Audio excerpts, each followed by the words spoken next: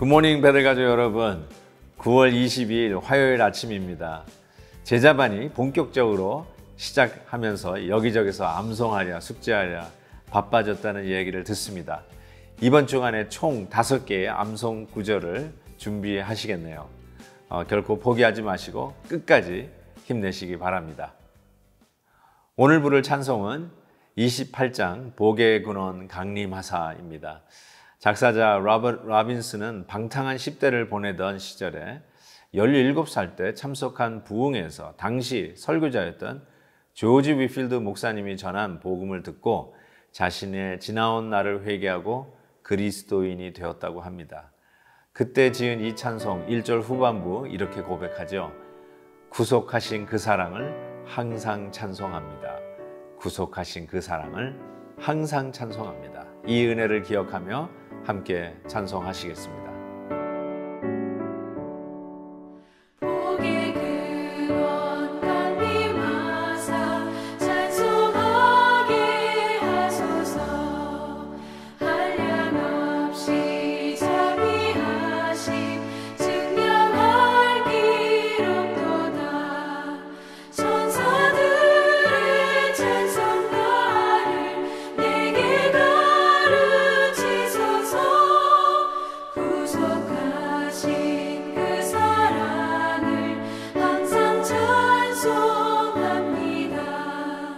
아멘. 오늘 묵상할 하나님의 말씀은 창세기 49장 1절에서 12절까지의 말씀입니다. 제가 8절부터 12절까지 봉독해 드립니다. 유다야, 너는 내 형제의 찬송이 될지라. 내 손이 내 원수의 목을 잡을 것이요 내 아버지의 아들들이 내 앞에 절하리로다. 유다는 사자 새끼로다.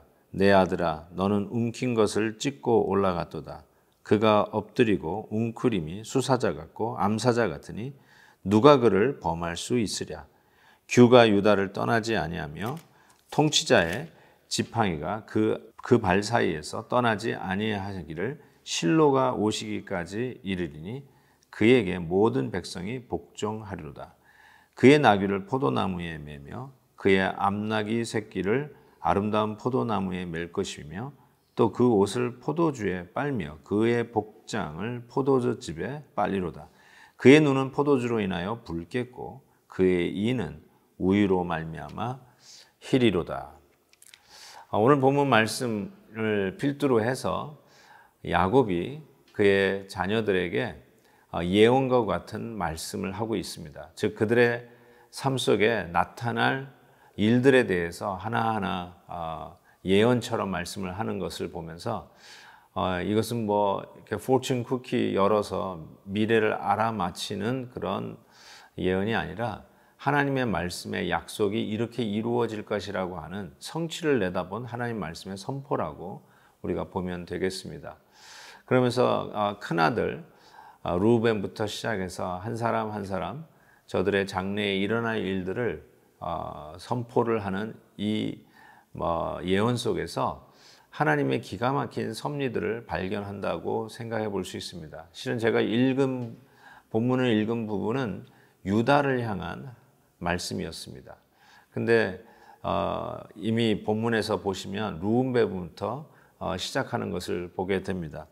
루벤은 장자요 능력인데 기력의 시작이라 권능도 탁월하다. 그런데 너는 탁월하지 못하리다 하면서 이유를 다는데 아버지의 침상에 올라 더럽혔다. 원래 상식적으로는 아브라함, 이삭, 야곱 그리고는 루벤으로 가야 상식입니다. 그런데 어제 우리가 묵상했던 말씀처럼 엇갈리지 않습니까? 나도 안다 내 아들아 나도 안다 하면서 엇갈린 축복을 받았던 야곱이 그 당사자 아니었습니까? 그럼에도 불구하고 상식적으로는 루벤 장자에게 가야 되는데 장자에게 가지 않았어요. 그 이유를 성경이 밝히고 있습니다. 그것은 아버지의 침상에 올라 더럽혔다. 저는 이거를 이렇게도 한번 적용해 봤으면 좋겠습니다. 하나님께서 참 용서하고 기회를 주시고 또 축복하시는데 꼭 꼭 집어서 얘기하는 몇 가지의 죄악들이 있는데 그 중에 하나가 이 부모에 대하여 그 권위를 대항하거나 부모에게 불효하는 것에 대해서는 우리 하나님께서 꼭 집어서 얘기하시는 것 같다는 생각이 듭니다.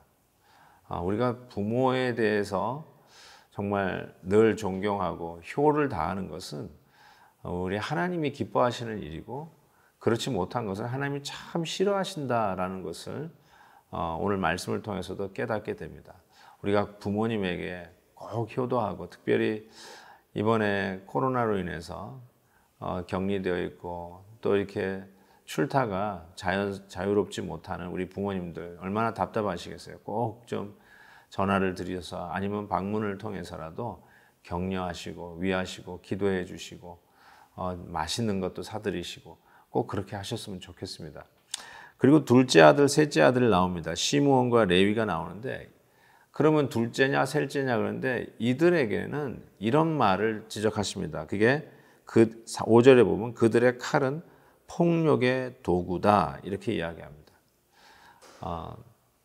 루벤에 대해서는 부모에 대한 이야기를 했다면 둘째, 셋째 이 시므온과 레위에 대해서는 그들의 삶의 모습에 이 포악함, 폭력, 바이올런한 것을 이야기를 하고 있습니다. 사람이 잔인하면 안 됩니다.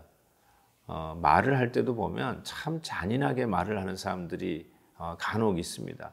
그냥 그 말이 그냥 후벼 파고 그렇게 사람을 용기를 잃어버리게 하고 의욕 상실하게 하고 그렇게 상처를 누누이 그냥 그 말 한마디 잠깐 한 말이지만 그 사람의 마음속에는 수년 수십 년 남을 그런 상처를 잔인하게 남기는 자들이 있습니다. 하나님은 정말 그런 일들을 싫어하신다는 걸 여기서도 발견합니다. 부모의 권위를 무시하는 거 하나님 참 싫어하십니다. 아울러서 포악하고 잔인하고 말 한마디라도 정말 남들에게 그렇게 상처 주는 말 하는 거 하나님 참 싫어하신다는 걸 또 한 번 깨닫습니다. 그리고 나서 오늘 말씀 유다에 대한 이야기를 하는데 유다에 대한 축복을 이렇게 이야기를 하고 있습니다. 8절에 보면 내 아버지의 아들들이 네 앞에 절하리로다. 어디서 많이 들어본 말씀 아닙니까? 맞습니다. 하나님께서 요셉에게 준 꿈 이야기입니다.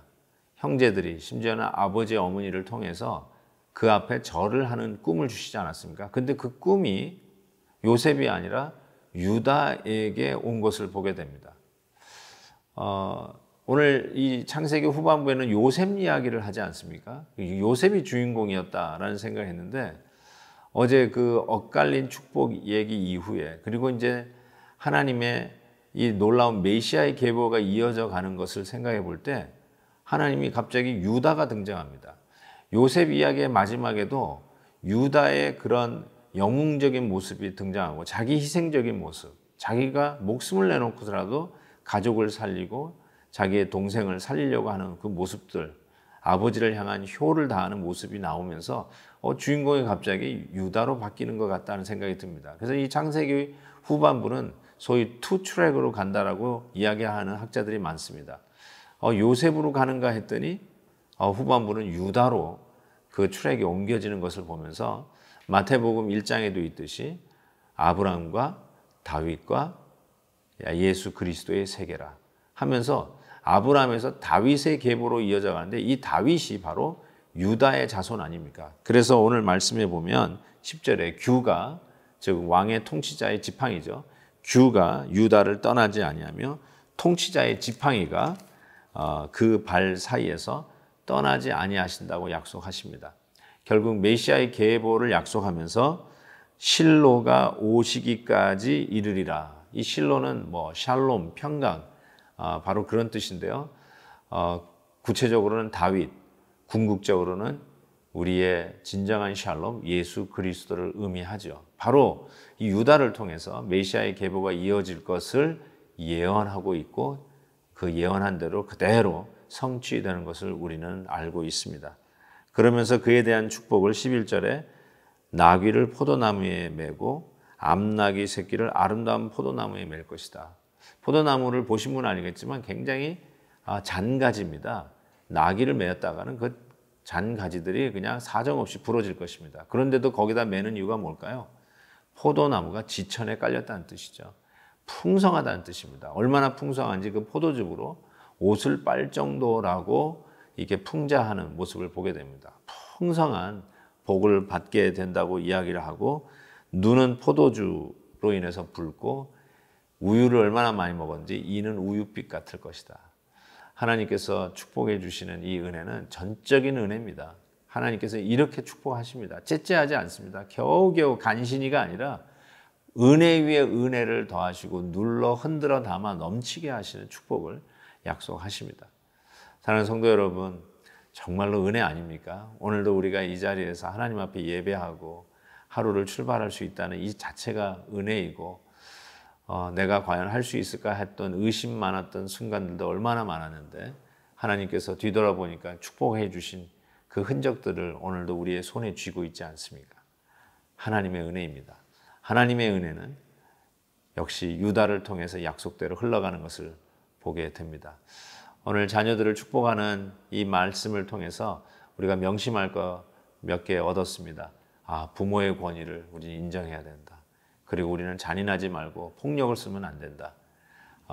아울러서 유다를 통해서 하나님의 계보는 이어져 가는 것을 보면서 전적인 은혜구나를 다시 한번 깨닫습니다.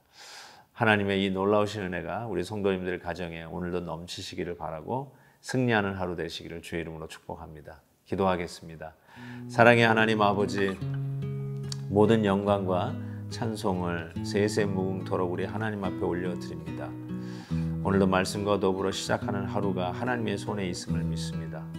나의 몸부림이 아니라 하나님의 뜻대로 오늘 하루도 주의 뜻이 이루어질 것을 분명히 믿습니다.